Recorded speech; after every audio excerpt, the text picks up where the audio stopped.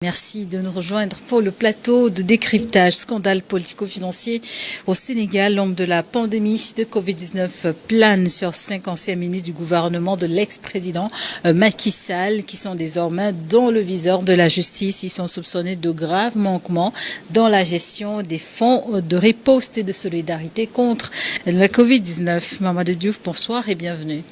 Merci. Bonsoir Charlotte. Dans l'actualité sénégalaise, quels sont les faits qui ont conduit justement à cette remise en question des anciens ministres du régime Macky Sall?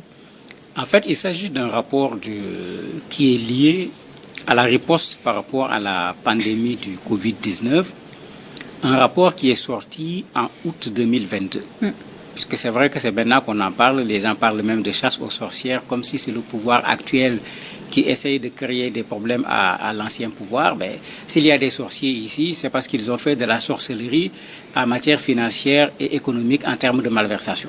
Il n'y a pas autre chose. Donc ce n'est pas un rapport qui a été commandé ou réalisé pendant la gestion du pouvoir actuel. Si vous vous rappelez, ce n'était pas au Sénégal seulement. Dans beaucoup de pays, ce rapport avait été publié parce que dans les pays, il y a eu des contributions. C'était le cas du Sénégal. Les Sénégalais ont contribué pour mettre en place un fonds de plus de 1000 milliards de francs CFA.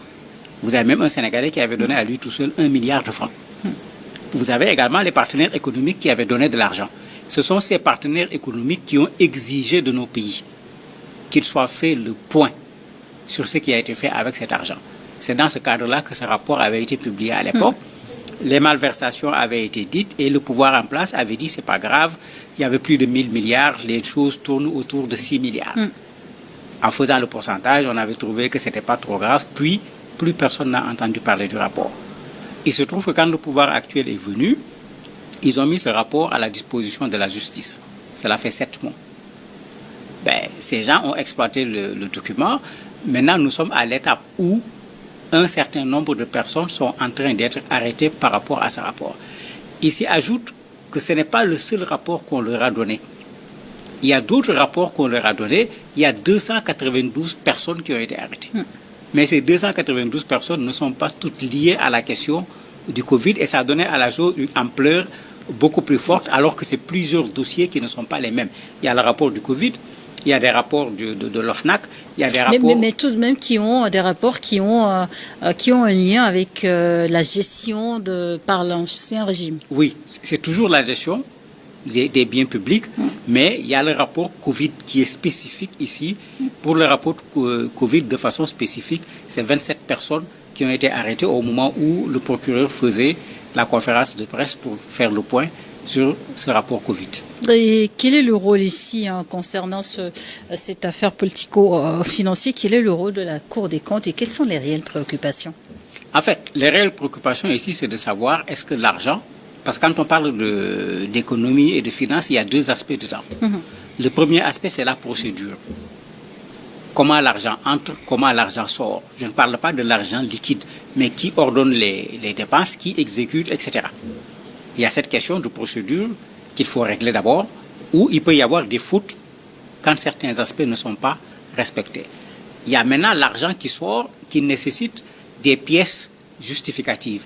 Il y a eu des problèmes sur tous les niveaux.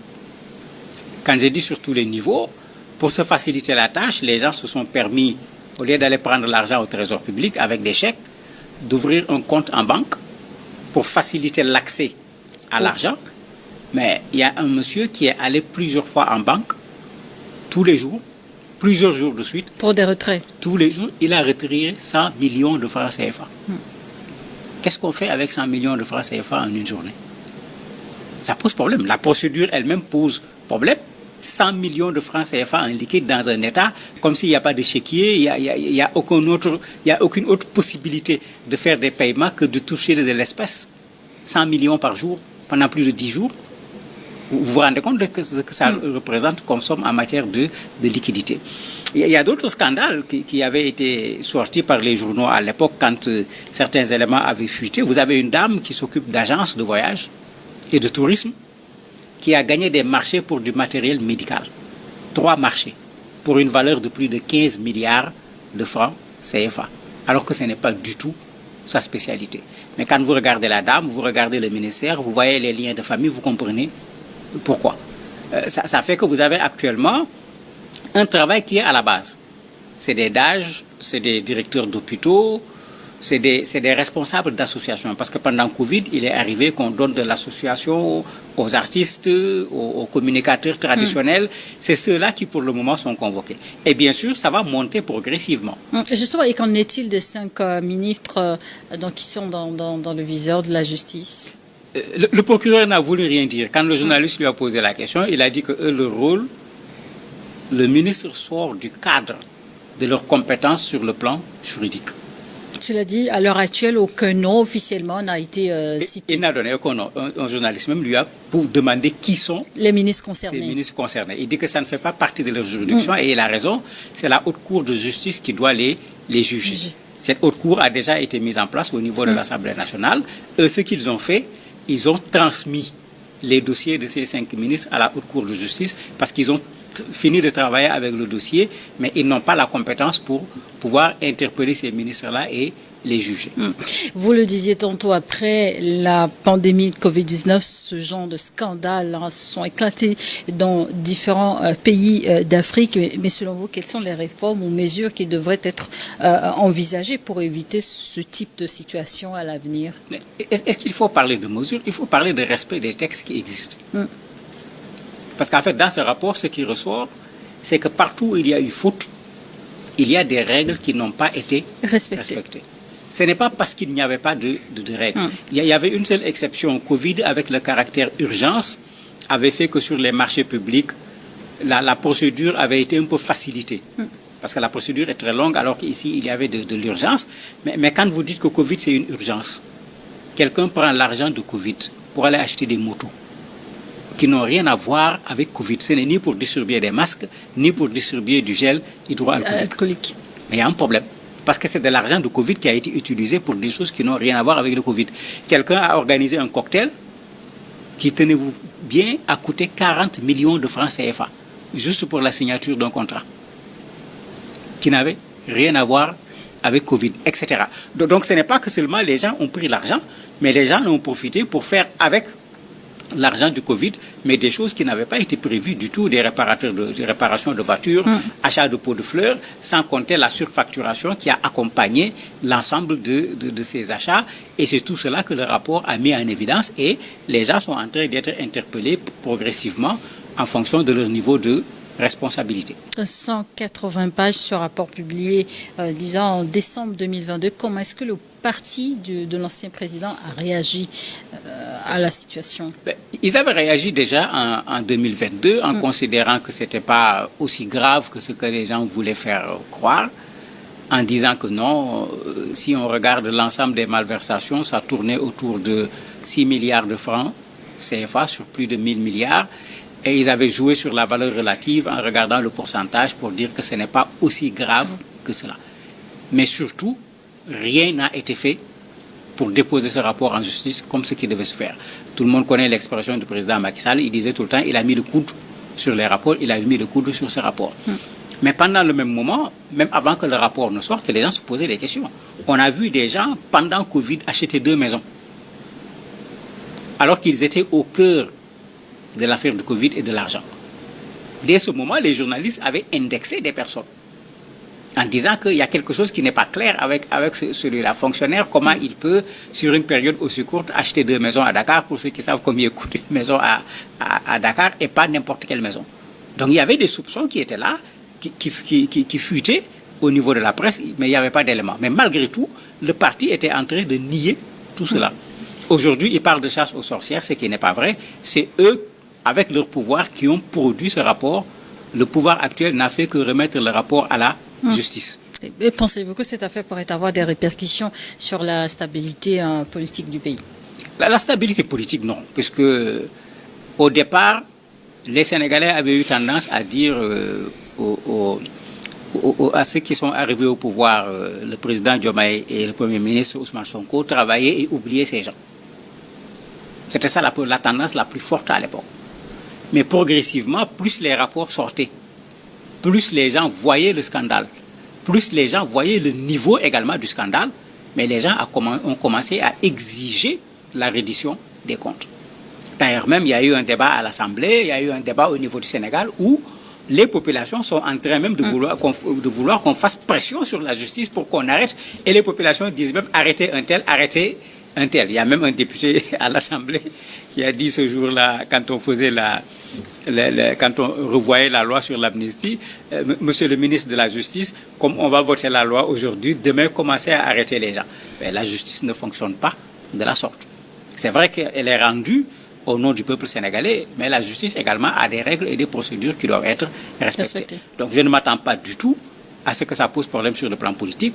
Ce qui va se passer, c'est qu'on verra des gens baigner dans un scandale alors qu'on ne s'y attendait pas, parce que cela a touché plusieurs personnes. Il y a même un journal qui avait titré Covid-19, un scandale, 1000 personnes concernées. Puisqu'on voit déjà le nombre de personnes, alors qu'on est encore juste à la base. Ça va remonter pour aller vers les premiers responsables. La lutte contre la délinquance économique et financière demande du temps, de la détermination. Pensez-vous qu'ils iront jusqu'au bout? Ils sont obligés d'aller jusqu'au bout. Parce que d'abord, c'était une promesse électorale. C'est une demande sociale, comme on le dit au Sénégal. Les populations exigent aujourd'hui une reddition des comptes de façon extrêmement claire. Même dans la procédure, quand ils ont arrêté un certain nombre de personnes, ils les ont interrogées, ils les ont mis sous contrôle judiciaire. Ces personnes ont déposé une caution qui est équivalente à la somme qui leur est reprochée. Quand ces personnes ont bénéficié de liberté provisoire, mais beaucoup de Sénégalais se sont plaints en disant non, ils ne doivent pas bénéficier de liberté provisoire. Le procureur a répondu pour dire mais ce qu'on a fait, on a fait que respecter la loi. Nous n'avons pas encore déclaré quelqu'un coupable. On n'est pas encore au jugement, on est dans la procédure.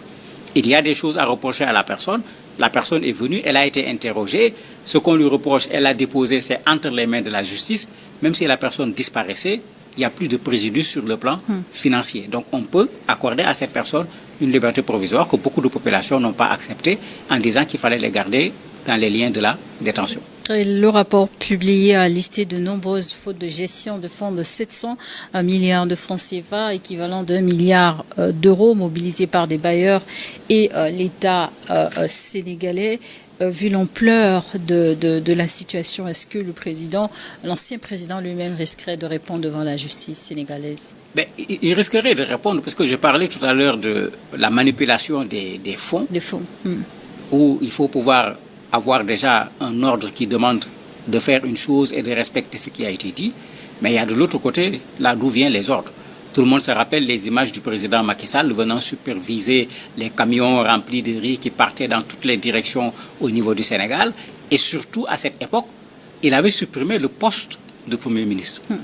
Donc, il n'a pas de fusible. Ces ministres qu'on est en train de vouloir poursuivre, ces sommes d'argent qui sont dites.